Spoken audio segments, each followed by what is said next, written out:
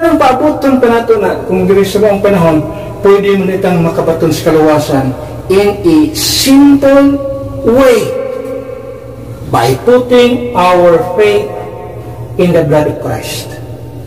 That is our salvation. It is a one-man rule.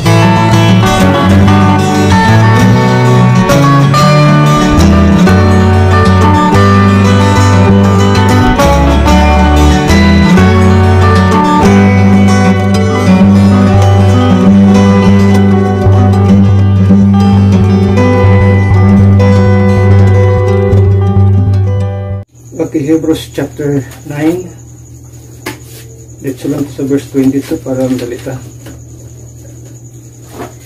Although verse number 11 to verse 28 ang mga passage.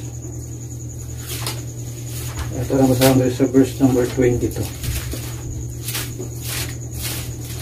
It says, in almost all things are by the law purged with blood, and without shedding of blood is no remission. So atis gutan yung kabuntagon, the truth about dispensational blood. Okay, the truth about dispensational blood. If you read Hebrews chapter 9, it's all about the different kinds of blood. So we're going to look at this morning about the theological significance of blood across different dispensations. So na mga blood, if we look at the scripture dispensationally, na ay mga blood na makita din kanini kabuntagon karon. So muna itong sigutan. First, ito makita din na nga masabtan ito that blood as a symbol of life and atonement. So ang dugo sa Biblia nagsimbolo ka na siya o kinabuhi o atonement. And we can also see the progressive revelation of blood sacrifices throughout the Bible in God's plan. Then we can also nakita nato ini kabuntagon the ultimate fulfillment in Christ's blood.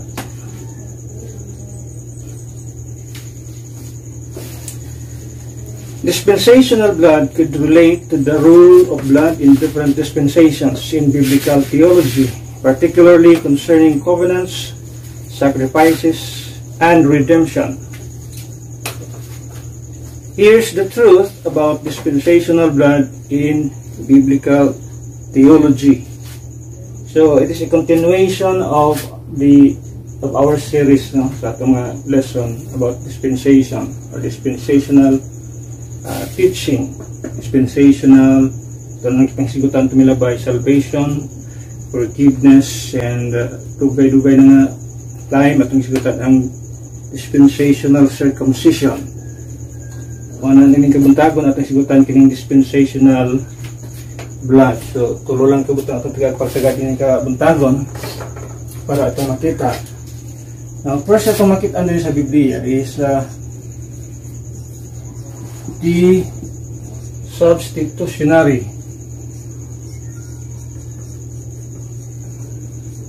blood. So na itong unang pagtala in Old Testament. Ito makita sa Old Testament, the substitutionary blood. In the Old Testament, various animals were sacrificed for different purposes, primarily for a Passover, atonement, thanksgiving, and worship. Now here are the main animals used in sacrifices. Muna itong tanawon sa Bible, muna mga klase sa hayop na ginagamit as a substitutionary sacrifice. Substitutionary blood sacrifice for Old Testament saints. So ato makita sa Biblia, muna ang mga gipanggamit.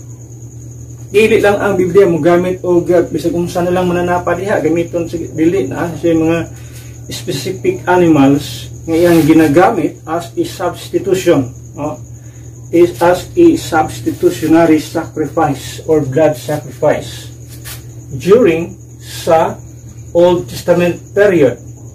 Tanaw to na siya. First na gamit si Ginoo is atong nahibaluan karon or nailhan karon bulls, or in the King James Bible gitawag siya bullock, no, or siya other term nga gitawag siya oxen. So unsa may purpose ani nga animal, ani nga hayop, gigamit siya used for sin offerings and burnt offerings. Tanaw to ang mga passages. Leviticus chapter 4. Leviticus chapter 4. Makita nato din ha. Verse number 3. Leviticus 4 and verse number 3. Although taas ang passage, so tanaw nato, masugatan na to ang maong word pero niya. Verse number 3, chapter 4, verse number 3 to 21 ang passage. Tanaw to. Verse number 3. If the priest that is anointed do sin according to the sin of the people, then let him bring for his sin which he hath sinned iyang bullock without blemish unto the Lord for a sin offering. So ato makita din ha na iyang gisgutan din for sin offering, ang hayop na ginagamit or ang animal diri, ang manap na iyang gigamit din is bullock or bulls na itong sa other term ato makita. And in verse number 4, and he shall bring the bullock unto the door of the tabernacle of the congregation before the Lord, and shall lay his hand upon the bullock's head, and kill the bullock before the Lord. So mo ni ang mga way of offerings or sacrifices nga makita sa Old Testament. So kung imong tan-awon din ha, if you want to be forgiven, ang forgiveness sa ilahang panahon, bisod, no? Mo trabaho ka, mo gasto ka, di ba na basta-basta na mo offer ka o mananap, nga ani ka akadako sa mananap nga imong i-offer. You need money. You need effort. Ikaw ang himo. Actually ang priest nga makita ni, ang priest ang himo. Ikaw ang magdalag animal. Pero kina siya is intended for the priest nga makita nga nakasala, just like sa sala nga nahimo nga sama sa ubang nga mga katawhan. So may trabaho mo sa priest. The high priest at makita would sacrifice a bullock for his sin. So kini siya nga sacrifice para sa pari nga kasala. Then yang i-offer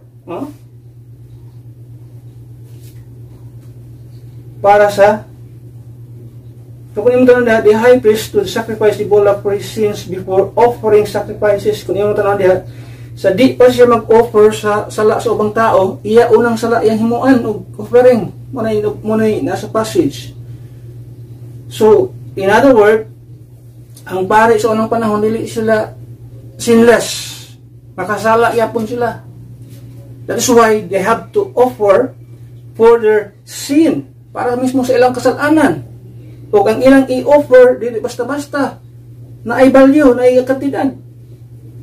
Oxen or bulls or bullock. So na ay kantidad. O ilang trabahoan. Manang ngayon sila nga, ang kaluwasan sa una, by faith alone. Kasi by faith alone, kana lang daan pagdala og animal sacrifices dito sa tabernacle, o as sila mag-offer. Trabaho na daan, maguyod-uyod kag mananap. Guyod kag mananap. Pag-abot mo sa tabernacle to temple man kaya, imo pang ihaw ng imuhang mananap.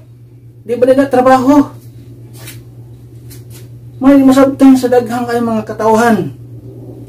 Kanang mga anti-dispensation nga grupo, mga tao nga di mo to dispensation, they forgot nga ang mga Old Testament people maningkamot sila bit-bit og mga mananap, dalo nila to sa pari mismo, siya mo palit, siya mo provide og hayop, siya mo ihaw sa hayop. para sa iyang kasalanan. Kaya sa man imong pagkasulti karon nga faith alone ang forgiveness sa unang panahon. Usa ni pagsulti nga faith alone ang kaluwasan sa unang panahon, nga ang kaluwasan connected siya sa forgiveness. Kanya sila man ang muihaw. Nalimtan nila nga trabaho sa kadakong trabaho ana, tanaw na karon sa umabot pa ang mga tao. Numbers 8:8. Tanaw dia, Numbers chapter 8. Another parallel text. Numbers 8 verse number 8. It says, "Then let them take a young bullock with his meat offering, even fine flour mingled with oil, and another young bullock shalt thou take for a sin offering." So muna unang hayop na igamit as a substitutionary blood sacrifice in the Old Testament. Unsa siya? Animal's blood. Ganun ito nang ginabalik-balik. Animal's blood. In Old Testament. Gikan diri sa conscience. At makitaon niya sa conscience. So, pangamatay si Kristo sa krus sa Kalbaryo.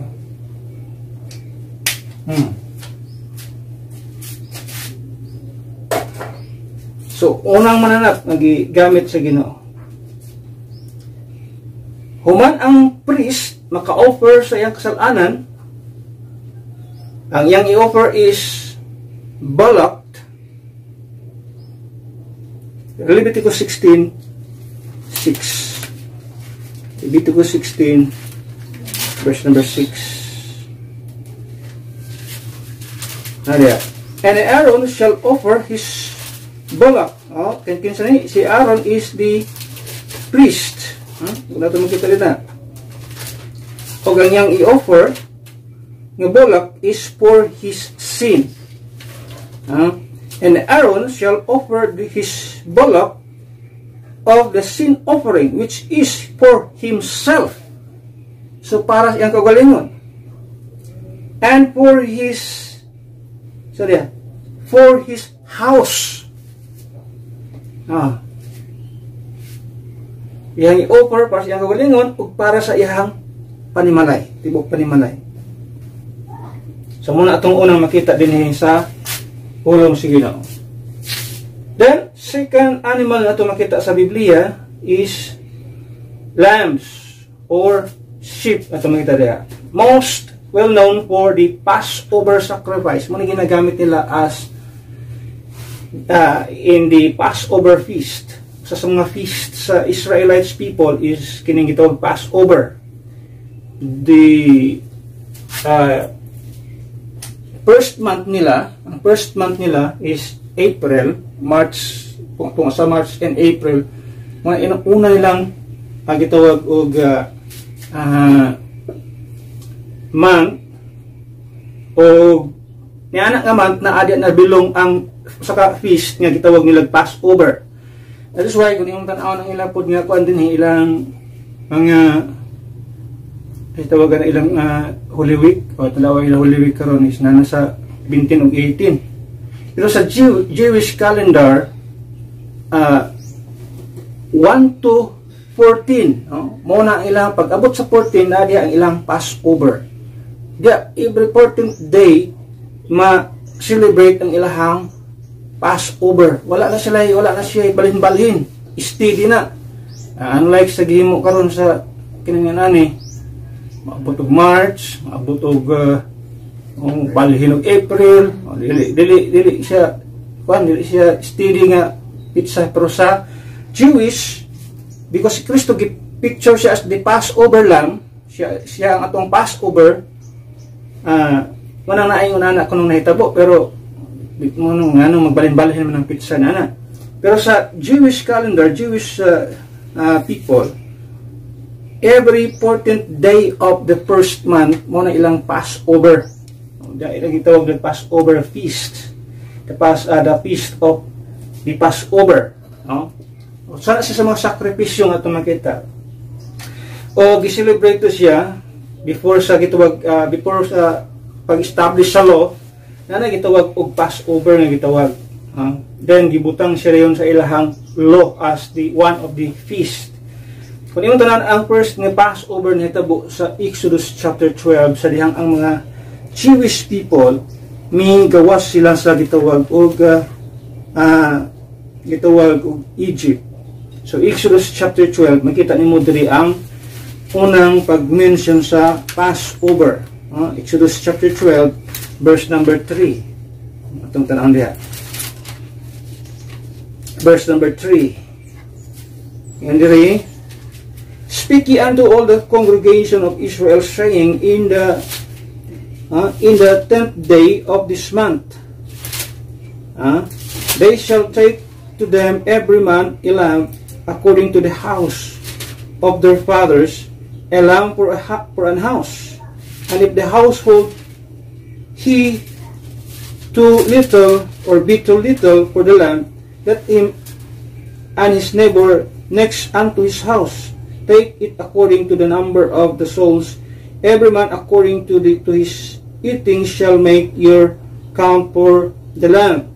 Your lamb shall be without blemish, male of the first year. Ye shall take it out from the sheep or from the goats, and ye shall keep it up until the 14th day of the same month. And the whole assembly of the congregation of Israel shall kill it in the evening, and they shall take of the blood and strike it on the two sides posts on the upper doorpost of the houses wherein they shall eat it. May unang pagka gibasihan sa gitawag nila law nga naitabo nga doon na siya yung mga feast ang establish na ang balaod na dito na nagsugod mo na siya, pero mo ni ang unang gibasihan the Passover lamb na gitawag. And in Exodus 29, gigamit sa kining lambs as their daily offerings. Daily offerings. So adlaw-adlaw nga pag di lang siya gigamit sa gituwag Passover sacrifice, but also gigamit siya sa gituwag og daily offerings. Exodus 29, 38 and 39. Exodus 29.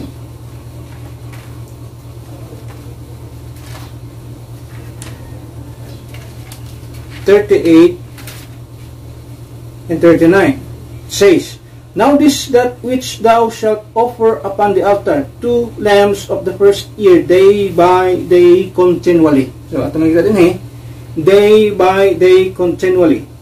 Lamb ay ang giisulti din The one lamb thou shalt offer in the morning, and the other lamb thou shalt offer at even. So gigamit siya not only for Passover or the feast of Passover, but also in daily offerings and also in sin offerings. Makita gyapon mo sa sin offerings. Leviticus 4, 32 and 35, 32 to 35. So Leviticus chapter 4, yan ang makita nga gigamit usab siya sa not only daily offerings but also sin offerings. Chapter 4 verse 32 to 35. It says, and if he bring a lamb for a sin offering, he shall bring it a female without blemish. Dari kaya na gibasa ito gayna is male ba to? Male man itong nabasa gayna. Now is a female gitawag lamb without blemish. Verse 33, and he shall lay his hand upon the head of the sin offering and slay it for a sin offering in the place where they kill the burnt offering, and the priest shall take of the blood of the sin offering with his finger and put it upon the horn or horns of the altar of burnt offering, and shall pour out all the blood thereof at the bottom of the altar, and he shall take away all the fat thereof, as the fat of the lamb is taken away from the sacrifice of the peace offerings, and the priest shall burn them upon the altar according to the offering made by fire unto the Lord.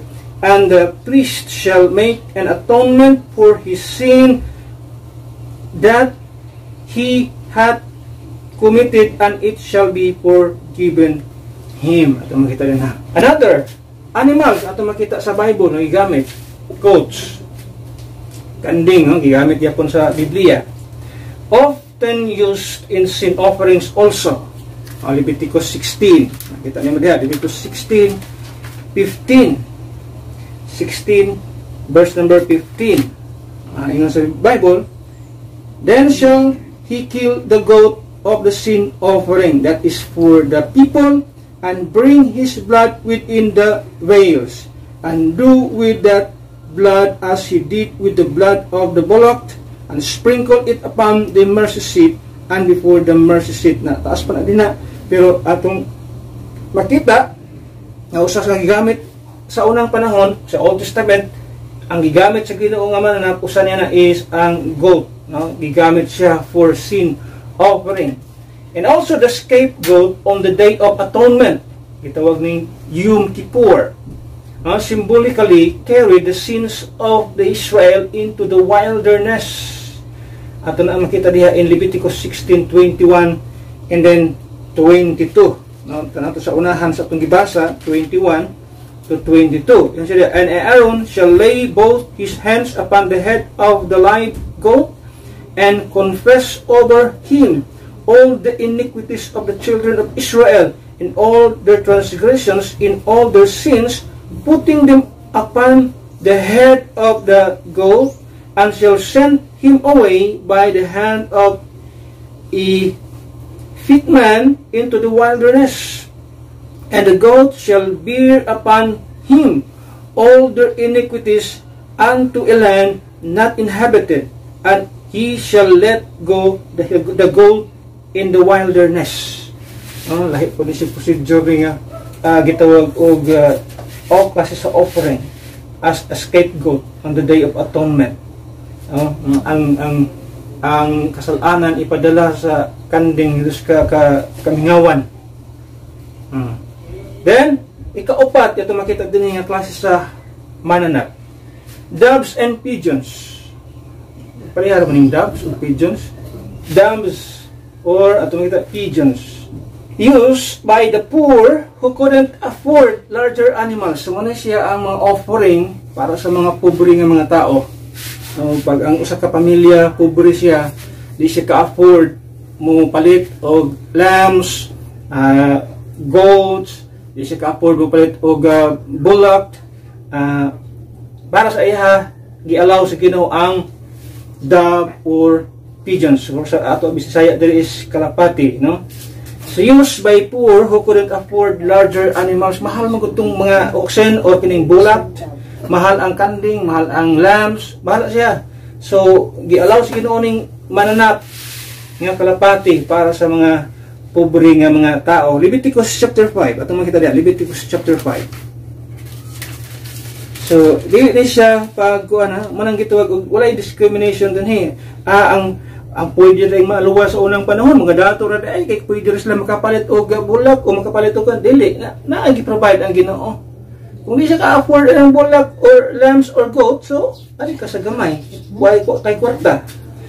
Now, Leviticus chapter 5 verse number 7. Ay mo makita din ha. Verse number 7. Okay, Leviticus 7. Leviticus chapter 5 verse number 7 to 10. And if he be not able to bring a lamb, then he shall bring for his trespass which he had committed 2 turtle doves or 2 young pigeons unto the Lord, one for a sin offering and the other for a burnt offering. And he shall bring them unto the priest, who shall offer that which is for the sin offering first, and wring off his head from his neck, but shall not divide it asunder. And he shall sprinkle of the blood of the sin offering upon the side of the altar, and the rest of the blood shall be wrung out at the bottom of the altar. It is a sin offering. Verse number 10. And he shall offer the second for a burnt offering according to the manner, and the priest shall make an atonement for him for his sin which he hath sinned, and it shall be forgiven him. So different types of animals, different price. Siguro kini isa mas valuable or pricing gitawag, mahal siya, expensive siya. Pero ang pinaka common denominator is di man siya kayo kamahalan ikumpara sa lamb, oxen or bullock or goat, pero parehas lang sila nga mapasaylo sa ilang mga kasalanan. So for example, nga itong makita sa Biblia nga nag-offer og na 2 turtle doves. Mary and Joseph offered 2 turtle doves at makita when presenting Jesus at the temple. For example, Luke chapter 2. So pinaka example na to is Jesus Christ. So in other words, si Jesus Christ ay belong siya sa usa ka poor family, no? Pobre nga pamilya. Kay ang kini nga klase sa offering para ni siya sa mga tao nga unable, no? Dili siya able to buy expensive gitawag og animals for blood sacrifice. Tanaw ta diya sa Leviticus 2:24. Verse number 24, it says, and to offer a sacrifice according to that which is said in the law of the Lord, a pair of turtle doves or 2 young pigeons.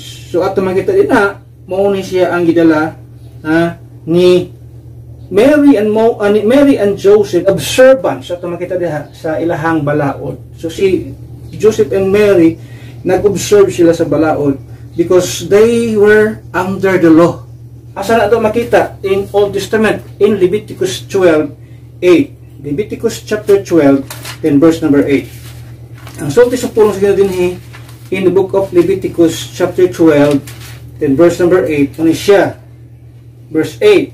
And if she be not able to bring a lamb, then she shall bring 2 turtles or turtle doves or 2 young pigeons, the one for the burnt offering and the other for a sin offering, and the priest shall make an atonement for her, and she shall be clean. So inakisgot ni siya sa gitawag og childbirth, sa dihang bag-ong nanganak.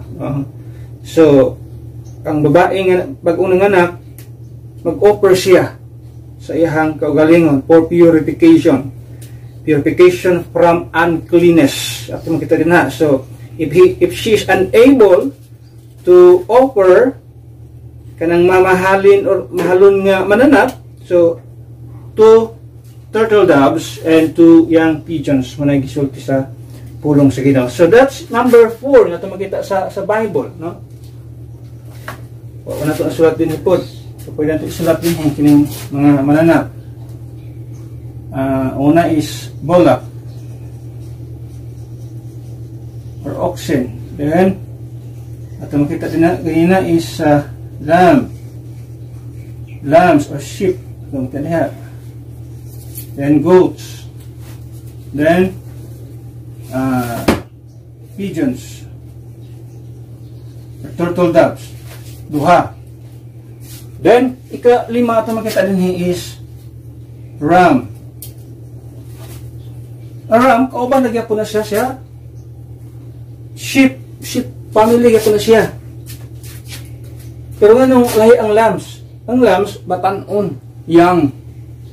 Ang ram is makita nimo dia is matured na klase sa mananap. Pero gimension gyapon siya sa Biblia. Now, ano to makita in the book of Genesis chapter 22, makita nimo dia Genesis chapter 22 in the account of Abraham and Isaac. Kaya makita nga ang i-offer, ihatag sa Ginoo, i-provide sa Ginoo is ram. No? Chapter 22 verse number 13. Nasulti sa Ginoo diya. And Abraham lifted up his eyes and looked, and behold, behind him a ram caught in a thicket by his horns. And Abraham went and took the ram and offered him up for a burnt offering in the stead of his son. So, ato makita din a ram. That means a matured sheep na ito makita din na. So, sa mga sheep siya, pero matured, lalaki nga, gitawag og karnero. Matured siya. O mabasa nato diha, another passage is in gitawag Exodus 29:15. Makita po na nimo din ha. Nagigamit. Now, ang ram was sacrificed instead of Isaac. Ito mabasa ka ganina. But, pasig makuan mo, makakasugat mo mga tao nga, mo question din naagi sayop ang Biblia ba? Kay, ang isulti din ni Abraham, verse number 8, tanaw Genesis 22. Genesis 22 verse number 8, ang iyang gisulti, and Abraham said, my son, God will provide himself a lamb. Ini datanon, lamb. Pero anong pag-abot sa verse 30, nilahi man. And Abraham lifted up his eyes and looked, and behold, behind him a ram. Di man alam. Muna ang pangutana niya, why a ram, not a lamb? Nga ang sulti din ni Abraham, ang Ginoo mag-provide og lamb. Pero anong ang gihatag sa Ginoo ram? Nagisayop ang Biblia gyud. So sa ingon ana ang kuan sa mga tao nga kakanting mali-mali sa Biblia. Ingon si Abraham diha lamb niya pag-abot dito sa unahan nganong nahimong ram. Although pareha sila, ang ilang name is sheep siya, pero managlahi lamb is young, ram is mature. Tagpas taog kanang sungay. So, doon ay kalainan. Now, kung imong tanan diha, na napay sa napay sa kamaturan ani. Sa uban nga mga passage, giusab kining statement din Gisulti dito sa uban nga mga Bible sa modern translation, God will provide for himself the lamb. So, ang Ginoo daw mag-provide para sa iyang kagalingon o usa ka lamb. Pero ang atong King James Bible, lahi siya pagkasulti, God will provide himself a lamb. So, sa kalainan. Ang kalainan, sa ilang modern translation nga ang Ginoo magkuha og lamb, mag-iyang i-provide para sa iyang kagalingon. Pero ang atong King James Bible, ingon siya mismo ang usa ka lamb, siya ang lamb nga iyang i-provide sa tao. So this is a prophetical statement of Abraham.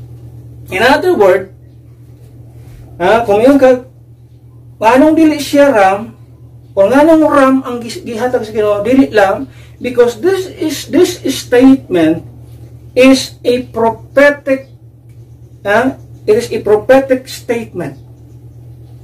Kining God will provide himself a lamb.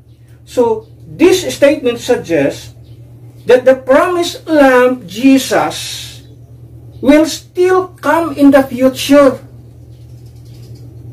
Kining prophecy. Iyon siya, God will provide himself a lamb. Pasabot siya ang lamb. Ang Diyos mismo ang lamb iyang i-provide para sa tao. Munang ang gisulti sa Biblia, gitawag si Jesus Christ as the Lamb which taketh away the sins of the world. He is God in the flesh. Nga ni anan sa kalibutan, armay mong lamb para sa mga tao. So, kining verse 13, walang connection sa verse number 8. Ang verse number 8 is a future event. It is a prophetic statement sa umaabot nga lamb, which is the Lord Jesus Christ. God himself will come this kalibutan. Pasabot ang Ginoo, ang Dios mismo mo sa kalibutan in tawgon siya Lamb of God nga mo'y mutanggal sa tanang sara sa kalibutan. So mo nahibot pasabot ana kay basig daghang mga tao mag-question nga nung lahi man ning soul si Abraham lamb ni pag-abot sa unahan nahimong ram. So mo nahibot ang kamaturan diha is kining verse 8 is a prophetical statement in the future. Dili ning maong verse number 13 ang gitubag ang giingon si Abraham. Klaro sa Biblia, ang Diyos mismo yang i-provide iyang kaugalingon nga mahimong lamb, sacrificial lamb. That is why si Kristo is God in the flesh. Dili siya tinuod nga Dios, Dios siya nga nagsulob sa unod. So muna nakita sa mga ram nga anong pangutana why a ram not lamb. So muna di ang explanation. Then the last animal na makita din is mostly sa Bible is very specific, red heifers. Red heifers. Kaya itong katang red heifers. Anong heifers? Ang heifer sa Bible, baka siya nga babae. At tanaw na ang babae na siya. O gitawag din siya, this animal used for purification or rites, especially in the red heifer sacrifice to purify from corpse defilement. Panitan ma-defile ka sa patay nga tao, ginagamit niya siya. Numbers 19, 1 to 10. Ito makita niya. Numbers 10. Or 19. Numbers 19. Ang mga Jewish people karon nagnana sila gitog red heifer para sa ilang temple nga umaabot. So, 19. Numbers 19, verse 1 to 10. Yun siya. And the Lord spake unto Moses and unto Aaron, saying, This is the ordinance of the law, which the Lord hath commanded, saying, Speak unto the children of Israel, that they bring thee a red heifer without spot, wherein is no blemish, and upon which never came yoke. So, kini siya, wala pa ni mabutangan og wala pa ni matistingan og daro, no? Wala pa makaagyo siya, wala pa siya madaruhan. And ye shall give her unto Eleazar. Ano sa gigamit niya nga pronoun niya? Her. And ye shall give her unto Aaron the priest, that he may bring her forth without the camp, and one shall slay her before his face. So babae, red heifer, babae nga, baka, female cows ang gitawag. And ang sadya, verse 5, and one shall burn the heifer in his sight, her skin and her flesh and her blood with her dung shall he burn. And the priest shall take cedar wood and hyssop and scarlet and cast it into the midst of the burning of the heifer. Then the priest shall wash his clothes, and he shall bathe his flesh in water, and after he shall come into the camp, and the priest shall be unclean until the even. And he that burneth her shall wash his clothes in water, and bathe his flesh in water, and shall be unclean until the even. And a man that is clean shall gather up the ashes of the heifer, and lay them up without the camp, and a clean place, and it shall be kept for the congregation of the children of Israel for a water of separation. It is a purification for sin. And he that gathereth the ashes of the heifer shall wash his clothes, and be unclean until the even, and it shall be shall be unto the children of Israel and unto the stranger that sojourneth among them for a statute forever. So muna ito makita din ha. Then each sacrifice had a specific meaning and purpose, pointing toward atonement, thanksgiving, or dedication to God. Would ito makita din ha. So muna ang mga different types of animals gigamit sa Old Testament times as a substitutionary blood sacrifice. Ito makita sa Old Testament. So animals blood. Now, ato ta sa ikaduha pas sa blood.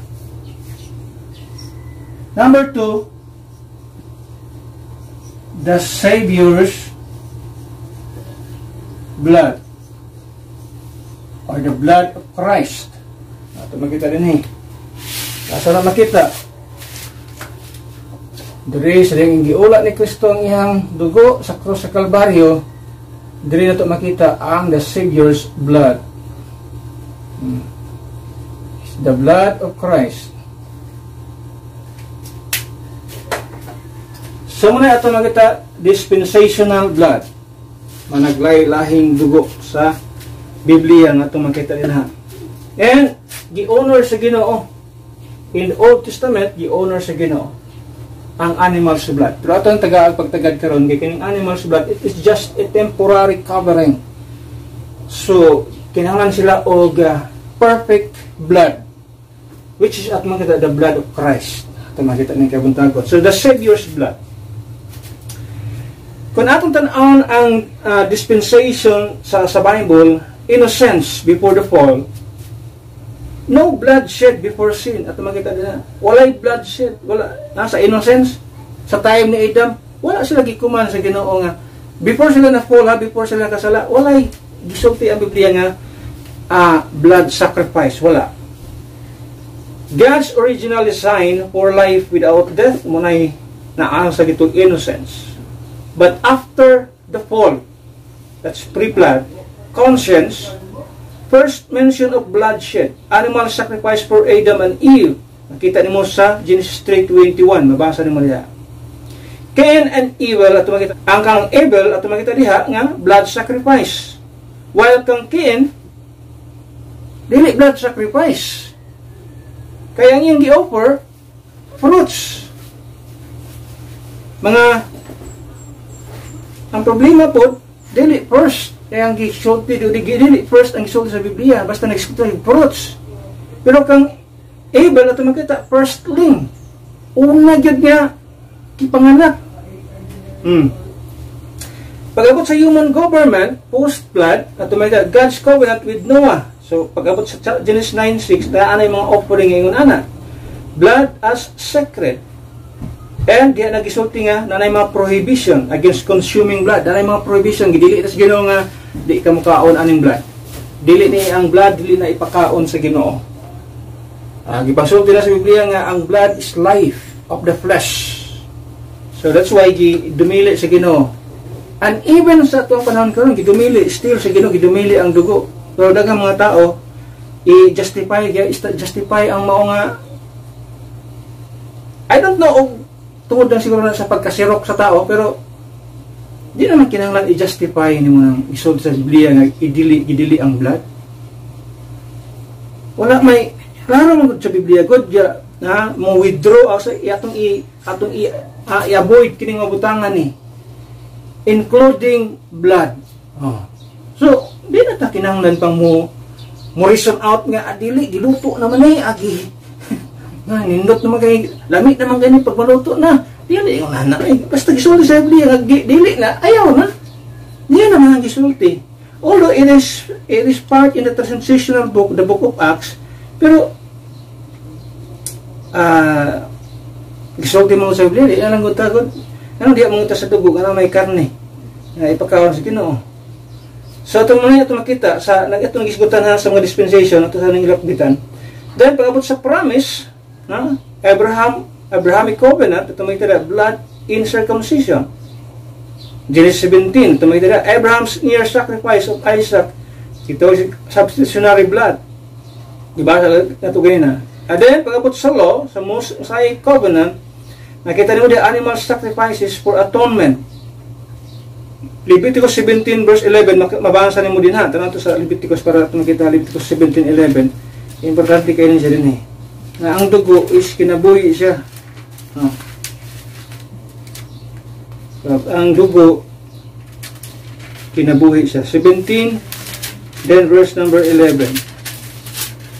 For the life of the flesh is in the blood, and I have given it to you upon the altar to make an atonement for your souls, for it is the blood that maketh an atonement for the soul. So, klaro sa Biblia, it is the blood that maketh an atonement for the soul. Bisan pa man sa Old Testament, mauna na procedure sa Ginoo, blood for the atonement. Pag-abot diri sa New Testament, under grace, it is always, at tumakita sa Biblia, it is also atonement sa kitog blood. Pero dili animal's blood, it is the blood of Christ. At tumakita din ha. Pag-abot diri sa kitawag og kingdom, millennial kingdom, dito takabasa po. Christ is reigning as king, no need for sacrifice. Di naman takabasa una pa, pero kung naaman sila yung mga another revelation sa umabot, watay mahimo na kung naibag mong revelation para aning klas sa mga tao. Pero as long as nasa Biblia, di ba tayo mabasa ni ana. Blood's significance fully realized in eternal redemption.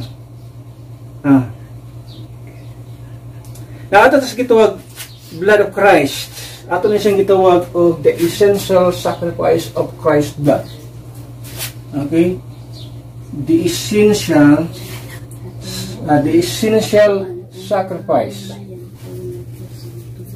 Christ's blood. So, essential. Pwede essential, importante kayo.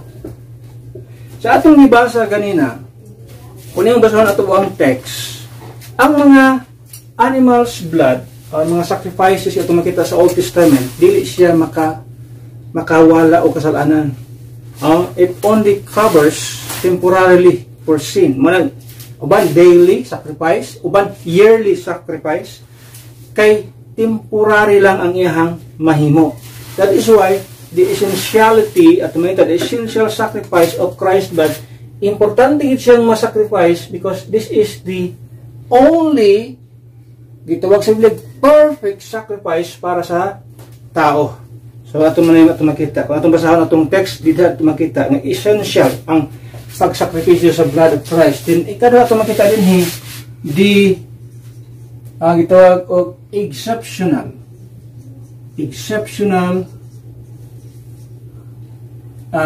gitawag supremacy of Christ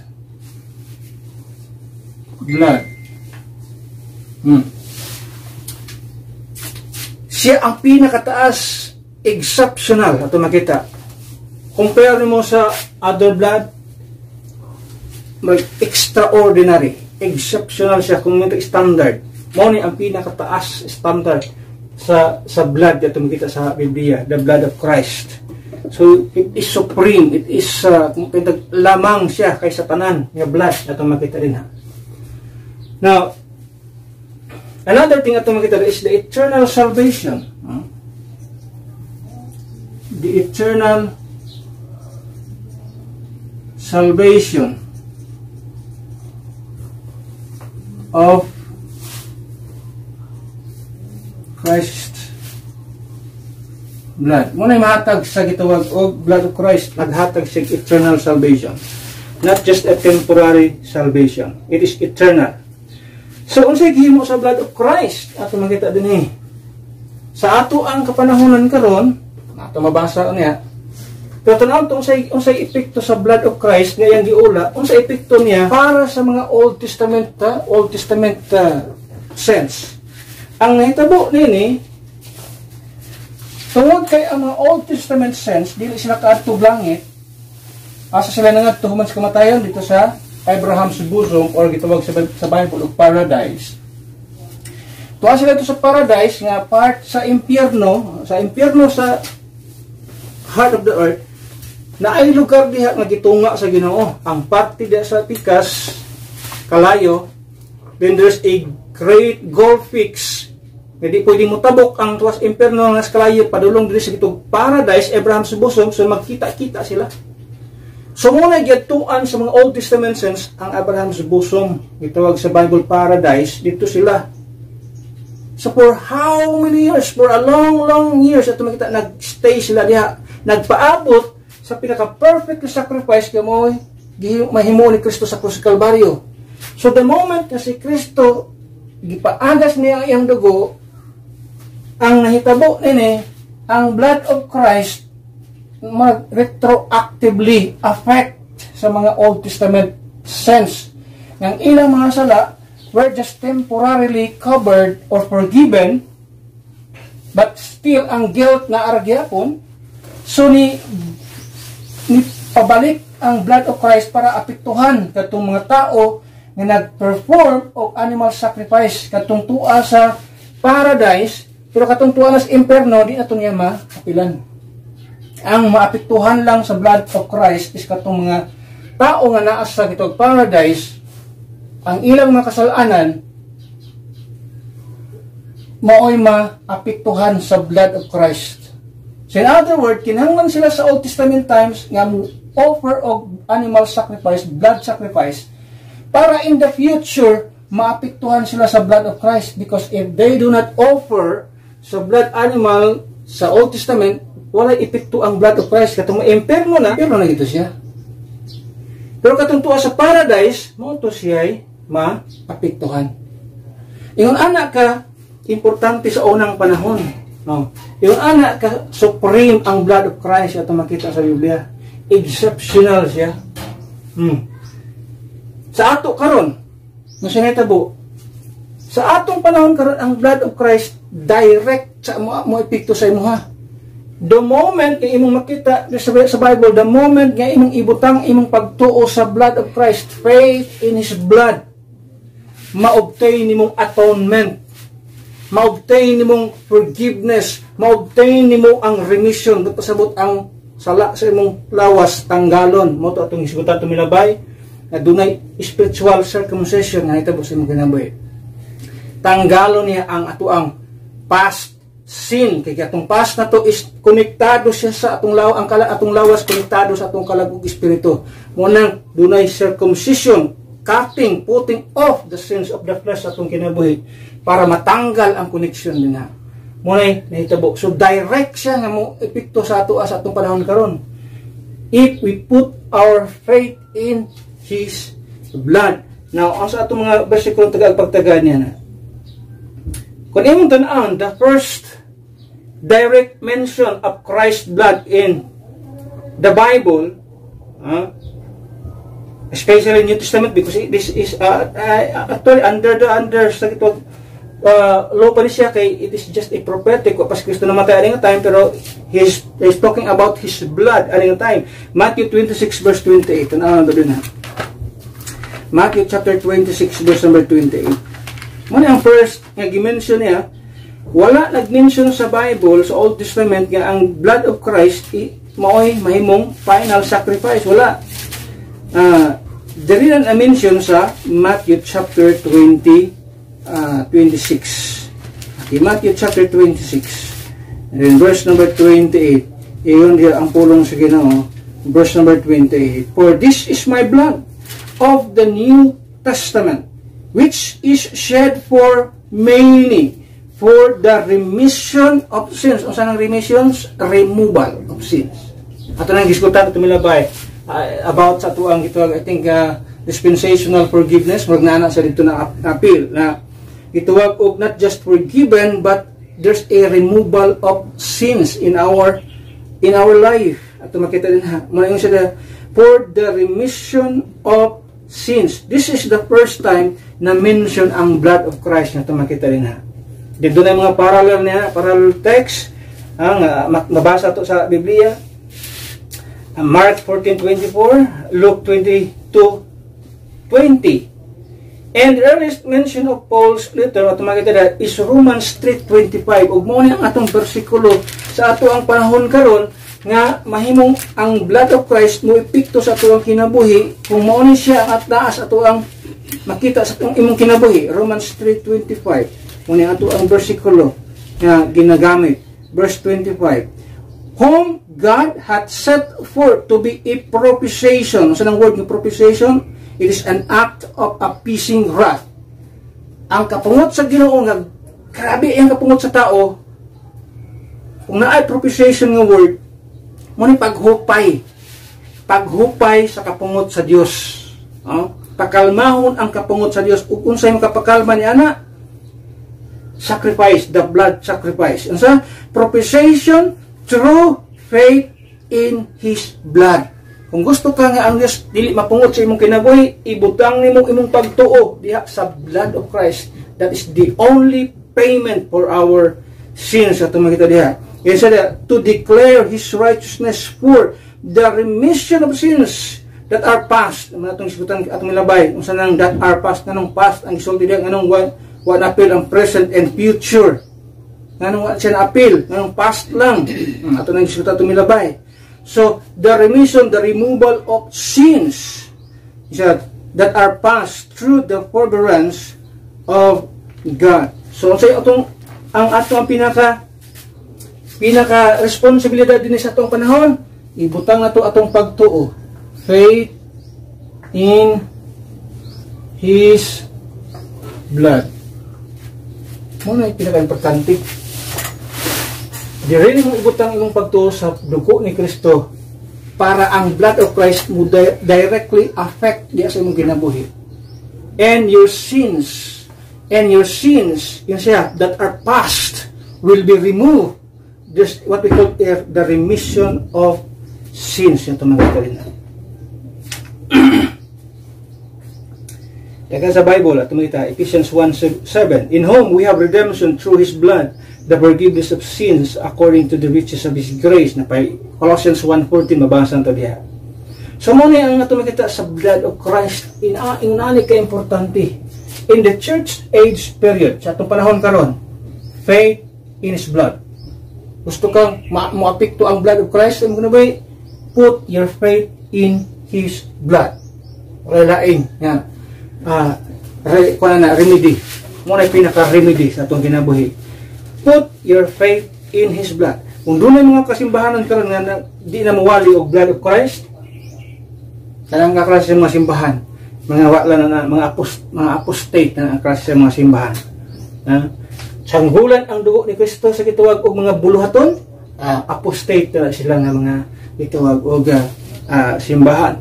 We always put emphasis sa blood of Christ because this is the payment for our sins. Atonement at makita rin na. Now, in the future, ito madugay niya. In the future, na tayo gitawag sa tribulation period, mula ito makita sa Bible, mula na yung ako makita sa Biblia. Na gitawag dali og human blood.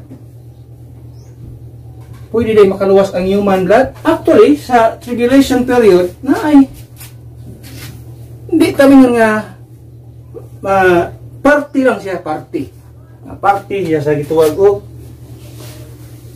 But still, ang makapurify sa tao, the blood of Christ. Bisan sa Old Testament times, na sila blood animal, ang pinaka-perfect sa ilang gituwag sa ilang salvation is the sacrifice of Christ, the blood of Christ. Now, pag abot sa tribulation period, ato makita na yan. Kaato sa tribulation period, na gamay lang siya passage din na kung kanaang pagtagat. Pero naay tayo makuha din na. Revelation chapter 6, unang-una, Revelation chapter 6, verse 9 to 11, tanaw diyan. Revelation chapter 6, verse 9 to 11. Tanaw ito ang timeline ini, kung asa ni siya dapat ma-apply. Verse number 9, yun diyan. And when he had opened the fifth seal, I saw under the altar the souls of them that were slain for the word of God. So na mga kalag under the altar. Okay? Nga unsa, gislain sila for the word of God and for the testimony which they held.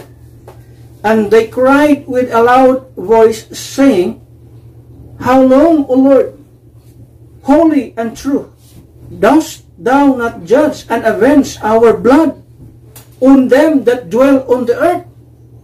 So, ang mga tao dili naghisdot sila og ilahang blood. Verse number 11, And white robes were given unto every one of them, and it was said unto them that they should rest yet for a little season until their fellow servants also and their brethren that should be killed as they were should be fulfilled. Now, kinsa ni matuhana pag-abot nimo diri sa gituwag og Revelation 20 verse number 4. Ang Revelation chapter 20 verse number 4. It says, And I saw thrones, and they sat upon them, and the judgment was given unto them. And I saw the souls of them.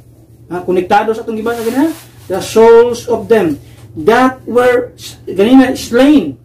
Pagabot diri, that were beheaded for the witness of Jesus and for the word of God, which had not worshipped the beast, neither his image, neither had received the mark, his mark upon their foreheads or in their hands, and they live and reign with Christ 1,000 years. So kini matuhana, muni ang mga taong gisgutan sa itong ibasa kayo na, chapter 6, then they will reign with Christ 1,000 years, millennial reign of Christ.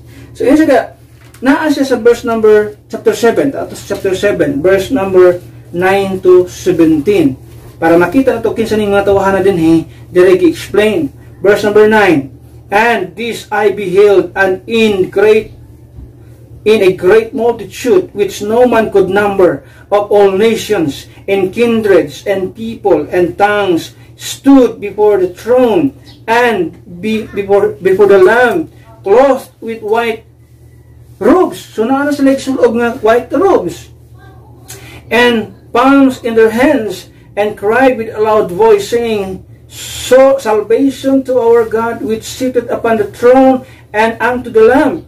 And all the angels stood around the throne, and about the elders, and the four beasts shall fall before the throne on their faces, and worship God, saying, Amen. Blessing and glory, and wisdom, and thanksgiving, and honor, and power, and might be unto our God forever and ever. Amen. In verse 13, And one of the elders answered, saying unto me, What are those which are arrayed in white robes, and whence came they? Asam nagikan yung mga tawhanan ni? Yan siya. And I said unto him, Sir, thou knowest. And he said unto me, These are they which came out of great tribulation. So these people are tribulation saints. Kung sa exalti kayo ito, iyon sila, avenge our blood, slain, beheaded. Iyon sa Bible. So yun sila, which came out of great tribulation, and have washed their robes, and made them white in the blood of the Lamb. So the blood of Christ, kining blood of Christ, ato makita, iyan yung gidala sa langit dito sa temple. Gidala niya dito sa temple. Gidala niya ang iyang blood dito, gisprinkle niya dito sa temple, na dito ang blood of Christ. Nakita niyo diha ang blood of Christ. Oh. Blood of Christ in heaven. So na ang blood of Christ dito sa kalangitan. Makita niyo. Masay mo sa mga tao. Dili sila kaadto sa langit, specifically altar or in the throne. Makita mo sa nara sila sa altar, under the altar, in the throne, at makita na sila diya ilalom sa altar. Dili sila kaabot dito unless ilang ished ang ilahang blood. Ha? Kung sa inyo sa Bible, tribulation period, you have to shed your own blood. Kung paltos ka sa imong kaluwasan sa grace period, kung wa ka maluwas din pero maabtan ka sa tribulation period, wa kay laing way of salvation niya. you have to shed your own blood. Kasi buhaton sa tribulation period, you will be beheaded. Yun sa Bible. I do not know kung ma-apply ni karon nga klase sa gitawag og punishment. Okay? Na-share akong kuan din ha. Igo ito ang ulo sa tao diha. Gigamit na siya na klase sa punishment sa mga Arab countries. Kini gamit na siya. I think still naagya po na siya ng punishment. Labi na sa mga extremist. Mga gitawag nato sa terrorist, no? Gigamit nila na punishment sa ilang kaaway. Ibutang lang ang ulo sa tao diha. O hulugan na siya dako kayo blade diha, hait kayo. Sibuhaton, ibutang ang ulo sa tao diha, pag hulog sa blade, putol pa. Kasi may tabo, agas ang dugo. Muna may tabo sa tribulation period. I think mabalik ni siya, kanyang klase sa punishment. Beheading. Masaya may tabo, imong ished, imong blood. Wala mong kailaing way. Kay ang tanan nga mga tao, nga dili magpatatak sa kitog number 666, pangitao na ni Antichrist, kung gusto ka matug langit, especially in the altar, di ka madawat anong 666. So kung madakpan ka ni Antichrist sa iyang mga soldiers, sa iyang mga sundalo, dakpon ka, and then you will be beheaded. In other words, you have to shed your own blood. O pinaagi niya ng imong gibuhat mo adto ka sa langit. Are they pure? Of course not. Dili siya pure. Pero gitagaan o consideration, kining mga tao na bisag di sila pure, pero because of their testimony, because of their gitawag og stand sa ilang conviction nga dili dawanton ang mark of the beast, ang tatak ni Antichrist, then mabihid sila. They will be beheaded yung sa Bible.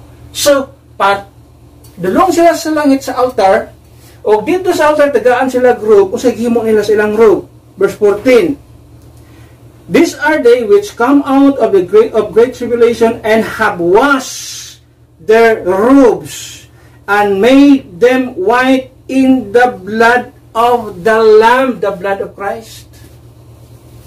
Still, ang blood of Christ naay gitawag og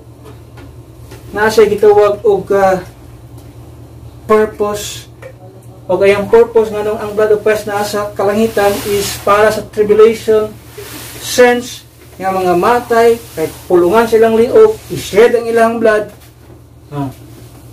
dito na idip ang ilang robe for purity. At mga ito rin Manay sulti biya. Pero mo lagi na, ang pinaka imong buhaton, ikaw na mismo ang mo-shed sa imong blood during sa tribulation period. Magkailaing makita niya na sa Bible. Ang sulti sa mga tao, how long Lord, will you avenge our blood? Ano man, ano nga time? They shed their blood. So the blood of Christ, muipinto lang sa mga tao nga nag-shed sa ilang blood during sa tribulation period. Because that's the only punishment sa Bible. If you do not accept the number of Antichrist, ang punishment din is beheading. You will be beheaded in sa Biblia. So, ang sa'yo ito kung beheaded? Siyempre, dugo. Mo shed kasi imong blood. Simple as that. Pero i-consider si Ginoo para mabot sila dito sa altar. And puwaro sa altar, abot na sa langit, ilang idip ang ilang robe dito sa blood of Christ. Pero ngunit siya kung ipasabot, nga nang magpaabot pamantaan ng time. If salvation sa atong panahon karon is possible and very simple, nga nang paaboton pa ni muna nga ikaw na imuula sa imong dugo. Kung sa atong panahon karon pwede man kang maluwas, you put your faith in the blood of Christ, then you will be saved. Yung sa Biblia, simple as that. Why? Because si Kristo na ang mihimo sa itong kaluwasan. So ang gitawag ang rule sa blood of Christ, mga itong gitawag na is supreme, exceptional supremacy. The supremacy of Christ's blood, importante siya. Gikan sa Old Testament, padulong sa tribulation period, I think siguro sa millennium, pwede pa siguro na, ano man, baka siya nag-aayan po ng blood of Christ diha. Pero nga siya, wala man tayo makita sa Biblia, pero sa tribulation period, makita nato that the blood of Christ na sa langit, and the tribulation sends ilang idip ng ilang robe dito sa blood of Christ. Pero nga siya, ang anong paabutan pa nato na, kung diri sa buong panahon, pwede mo na itang makabaton sa kaluwasan in a simple way by putting our faith in the blood of Christ. That is our salvation in the dispensation of grace.